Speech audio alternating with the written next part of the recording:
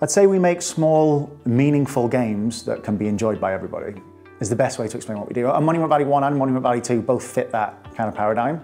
It was a really interesting challenge because we wanted to make a game that was familiar to the people who have played and loved the first one, but also interesting to new people who might not know about the first one or might look for different things.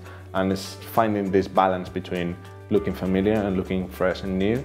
The most difficult thing is how you do that the second time. How do you make unique a second time? We have really, really good tools designers here. So it's a lot easier actually to sketch out the impossibility in engine. So our puzzle designers would come up with puzzles in the engine first, and then work with artists to sort of figure out a sense of place. And actually, those roles aren't super defined. Like, our artists are also designers. Our designers have done beautiful illustrations, so it's quite fluid.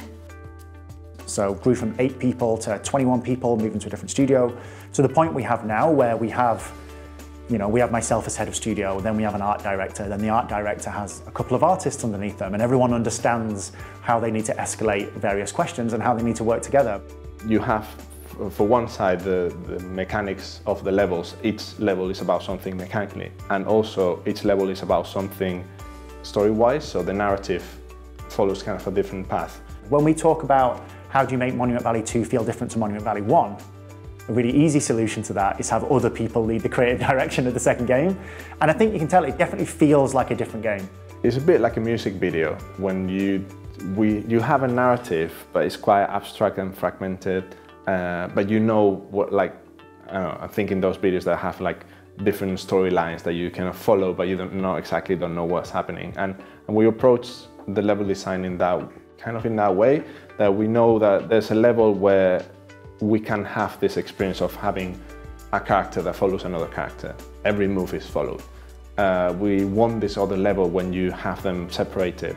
So with Monument Valley 2, we've tried to take something that is a story and a relationship between 2 characters and package it for a way that people who didn't know they wanted it yet, or people who've never been influenced by that kind of story. And I think the best way to talk about it is that the uniqueness about Monument Valley 2 is that story. It's the interaction between the 2 characters.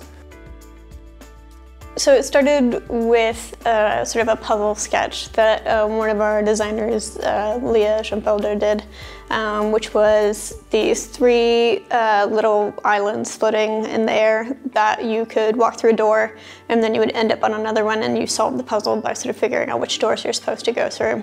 We were talking about stories and things that we didn't feel were represented enough within video games, and the story of a mother and her child was definitely one that's not present. Like, how many games do you play where, the mother is the main character? After that, we had to decide, okay, where does this exist in the game? Is it a mother level? Is it a child level? Is it mother and child level? Is it grown-up child? So for us, it was just a really compelling story to say, let's make a game where the mother isn't just about looking after a child. She's an architect of this world. She has skills. She has to pass on this knowledge. She has hobbies. She plays the flute in various parts of the game. And to try and express this quite complicated bond between a parent and their child in something that's probably only going to last an hour. We go through a sort of Pinterest process first, where we sort of write down all the words that we think describe the level. So it was, islands, layers, things turning, along with motherhood and new experiences, that sort of thing. And putting together a visual reference for all of that. So we ended up with a board that kind of went all over the place. We had Nicki Minaj, we had Candy, we had Mary Blair. And then from that saying, okay, what are the themes here among our inspirations? So at the beginning of Monument Valley 2, the interaction is exactly the same as Monument Valley 1. You tap to move, the mother follows that point, and the child follows in tow, which is basically how you'd act if you were a small kid. And then as you get further away through the game, you get to an element where the child gets trusted for the first time.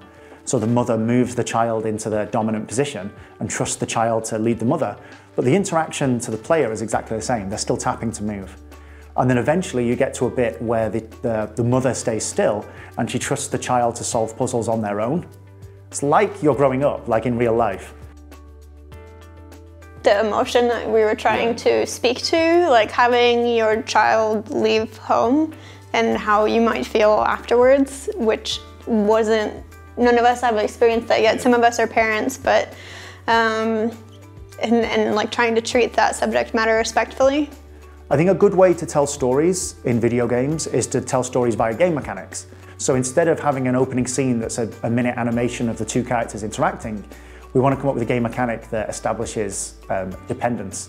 The story moments and the mechanic moments are not necessarily linked as long as you still keep the same story going. But it's interesting how much like puzzle and story moment like did need to be married. That they weren't necessarily conceived of together, but they did need to work together. They couldn't be totally separate. Monument Valley 1 was a game that we originally started out by saying, let's make something that's so beautiful you can hang it on your wall as a piece of art. They're actually in this room as a piece of art as well. It's not just the amount of details, it's the level of detail is a bit different. You have more, like everything seems softer, the colors are way more vibrant than the first game. We have leaves floating in the air gently, which we didn't have any vegetation whatsoever in the first one. There's lots of elements that, and the amount of them that you have in this level is just amazing, but it still manages to keep this sense of like minimalist beauty. It's just the right amount of level of detail. You know, oftentimes I go on Twitter, for example, and people are like, oh, USTwo games are so lucky. They're so lucky they got chosen by Apple to be their friend. And it's like, yeah, in certain degrees, everything has an element of luck to it. But also, I don't think it's that. Like, when we sat down to make Monument Valley 1, for me at least, it was clear that, let's say you don't have a marketing budget. Ask any mobile developer, especially premium mobile developer, what the key to success is. And it's getting featuring.